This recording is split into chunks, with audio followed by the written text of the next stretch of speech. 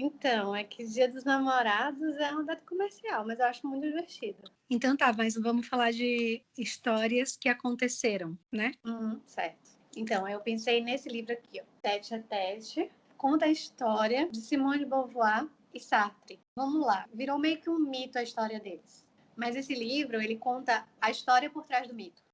E a gente conhece os detalhes dessa relação tão peculiar, tão única, né? Primeiro é importante dizer que o livro é muito mais a visão dela do que de Sartre, de Simone do que de Sartre. Acho que porque Simone escreveu mais sobre o assunto. Então a biógrafa usa cartas e trechos do diário de Simone. O tempo inteiro eu ouvi dizer que Simone sofria com essa relação aberta que ela e Sartre tinham. Mas o curioso é que depois que eu li o livro, não ficou me parecendo isso. Parece sim que ela sofria, mas não pelo ciúme trivial do dia a dia, não sei, talvez ocidental, que a gente está acostumado na ficção, inclusive, ou até na vida real. Quem nunca teve uma amiga ciumenta, ou quem nunca foi ciumenta em alguma situação ou em algumas situações. Mas não é esse o ciúme que eu vejo aqui por parte de Simone de Beauvoir. Simone, tipo, ai, mas é que eu fiquei apaixonada por ela. Sartre se relacionou muitas vezes, com muitas mulheres. Relacionamentos sérios, quase casamentos, a ponto dele bancá-las financeiramente, mesmo depois do fim do relacionamento, que nunca terminava de fato. Era um fim de. Não tinha mais sexo, mas ele ainda frequentava a casa e conversavam, e ele financiava essas mulheres que passaram e pela vida dele tiveram um lugar.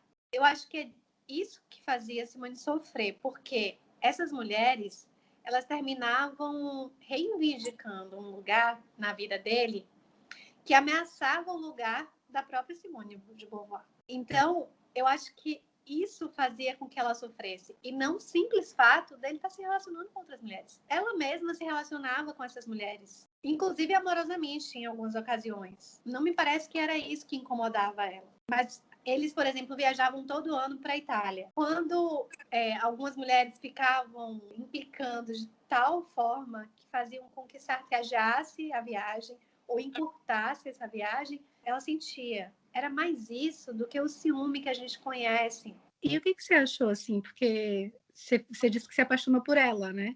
Foi. A contrário disso, fiquei um pouco decepcionada com Sartre, por um motivo, que na verdade é moralismo puro. E aí eu nem sei se eu devo falar. Fala, pode falar sim, por que não? Sim, eu admirava o Sartre existencialista, certo? Hum. Dramaturgo. E aí que eu vi um lado de Sartre que eu não conhecia e que eu não admiro muito. Porque ele se relacionava com mulheres, em regra, ele se relacionava com mulheres. Vamos falar da primeira, para não generalizar, mas você vai ver mais ou menos o perfil das mulheres. Olga. O livro A Convidada, de Simone de Beauvoir, foi inspirado no triângulo amoroso formado entre ela, Sartre e Olga. Uhum. Bom, e essa história deu origem ao livro A Convidada. Olga era aluna de Simone de Beauvoir. E aí havia um encantamento da aluna pela professora. E Simone era muito generosa a ponto de ter momentos, conviver com os alunos e, assim, principalmente os que se destacavam. Daí, Sartre conheceu Olga e se encantou também por ela. Se apaixonou por Olga, investiu muito tempo, muita energia nela, né? E aí que eles se relacionaram por um tempo relativamente grande, os três, mas Olga e Sartre nunca transaram, por exemplo. Eles tinham uma relação de sedução, um jogo de sedução, mas ela nunca aceitou transar com ele, apesar das investidas dele. Por não poder tê-la, digamos assim, tê-la, né, entre aspas, ele ficou com quem? Com a irmã mais nova de Olga, que parecia muito com ela, mas que o livro deixa claro que ela mal sabia se expressar, que ela mal sabia falar e que na presença de Sartre ela ficava ainda mais desarticulada. A mocinha, a mais nova? A mocinha, Wanda. E Sartre fica completamente apaixonado. E isso acontece várias vezes no livro. Ele fica completamente apaixonado, obcecado, sabe? Uma relação meio obsessiva pela mulher. E aí a mulher reivindica concessões que implicam na exclusão de Simone de Beauvoir. E isso a faz sofrer, entendeu? Então é como se, enquanto ela estiver na cena, ok, mas se ela sai da cena, aí se torna um problema. E esse era o sofrimento dela, não o fato dessas terceiras pessoas na relação, é isso? E exatamente. Sartre acreditava que se eles falassem um para o outro tudo o que acontecia, não haveria ciúme, porque nenhum ficaria de fora. Agora, tinha essa questão do dinheiro, e apesar de Sartre ser extremamente generoso com todos os amigos, ele era uma pessoa generosa, assim, financeiramente generosa, com os amigos, não só financeiramente, na verdade. Sartre era muito generoso, ele escutava, ele ensinava, ele gostava disso. Eles eram os dois professores, tanto Sartre como Simone. Mas esse envolvimento dele com alunas dela não aconteceu uma vez só. E eu não sei, eu fico um pouco desconfiada disso, sabe? Por isso que eu acho que não devia colocar isso, Brechinha. Eu tentei tanto, Brechinha. Foi isso que mais te pegou na história deles? Não, na verdade, o livro realmente desperta muitos sentimentos. Eu não acho que Simone e Sartre eram honestos com os terceiros que entravam. Mas será que é desonestidade com os terceiros ou se no fim das contas, de fato, a lealdade deles era com o outro, não com esse terceiro? A lealdade deles pareceu desonesto, mas no fim das contas é porque talvez se trate de outra coisa mesmo. A lealdade era com eles, sem dúvida. É curioso que ela tenha se sentido solitária, né, durante a vida, porque ele estava com ela. Mais ou menos, porque em muitos momentos, quando ele estava extremamente apaixonado, na primeira fase da relação, sim, eles tinham uma cumplicidade, eles tinham um relacionamento, mas ele ficava muito obcecado, sabe? E a própria Simone também, ela teve outros relacionamentos e ela também não era muito honesta.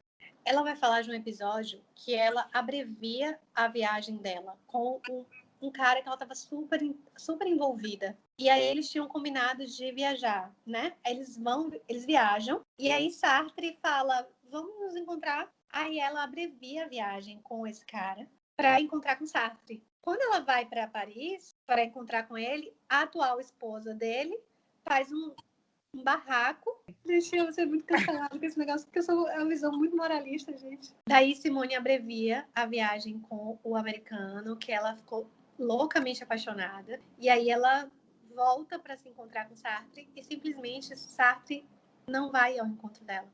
Eu não vejo um moralismo nisso, eu vejo burrice da parte dela. Enquanto eu estava lendo, eu falava, não vai, Simone, não vai. E a outra coisa que me comoveu muito foi esse sentimento de solidão que ela sentia, principalmente com o passar dos anos. E ela dizia uma coisa muito interessante, porque ela falava assim, as mulheres deixam de ser desejadas muito antes de deixarem de desejar. E aí que o tempo, a velhice, ela fez com que ela sofresse nesse lugar de quem não é mais vista como uma parceira sexual. A parceria deles, ela extrapolava o relacionamento amoroso. Eles construíram uma teoria juntos. Sartre foi um dos grandes nomes do existencialismo. Simone escreveu O Segundo Sexo, que tem uma grande influência dessa teoria. Ela diz que uma pessoa não nasce mulher, antes torna-se mulher. Sartre ganhou o Prêmio Nobel de Literatura por ter escrito o livro As Palavras, que é autobiográfico. Na verdade, os dois faziam autoficção quando a autoficção já não estava na moda. Para que dizer isso? Mas sabe o que eu fico pensando? Quando você começa a falar, dizendo que você tem uma sensação de que, para geral, ficou como se ela sofresse com a relação, e que a biógrafa do livro não coloca nesses termos, né? Não. E eu acho isso interessante, porque no livro A Ridícula Ideia de Nunca Mais Te Ver, eu fiquei com a sensação de que Marie Curie, ela sofreu bastante, que eu considero que seja verdade, mas que mesmo entre os pares amorosos, né, que ela, não sei, assim, que ela não... A sensação que eu tive quando li o livro é que ela não tinha controle de nada. É que a autora faz essa leitura da vida dela e diz desse jeito, como se, para além de ser difícil ser uma mulher no ambiente da química e tudo mais, como se ela não tivesse controle de nada. ela não estivesse no comando de nada, nem das relações amorosas.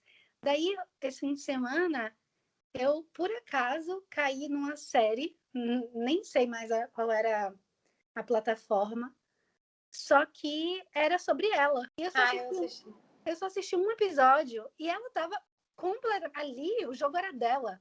Sim. Ela era a dona do jogo. Então, eu fico pensando, né, nessas leituras sobre as vidas e sobre as relações amorosas de pessoas que existiram. E fica ainda mais difícil quando elas são faladas por terceiras pessoas, assim como nós estamos fazendo agora. Sim, com certeza. E aí, eu vou falar da relação amorosa de Catherine Milhaud com Lacan. E esse livro é na primeira pessoa, é narrado por ela, por Catherine Milhaud. Ela escreve esse livro quando ela tem a idade que Lacan tinha quando conheceu ela. Então, é narrado na primeira pessoa num tempo posterior. Eu acho impressionante o valor literário dessa obra, porque ela começa falando do encontro deles e em parte, esse livro serve de relato histórico, assim, porque ela fala da psicanálise e de momentos, né, em que eles estiveram juntos e o que acontece com ele, e ela tendo acompanhado ele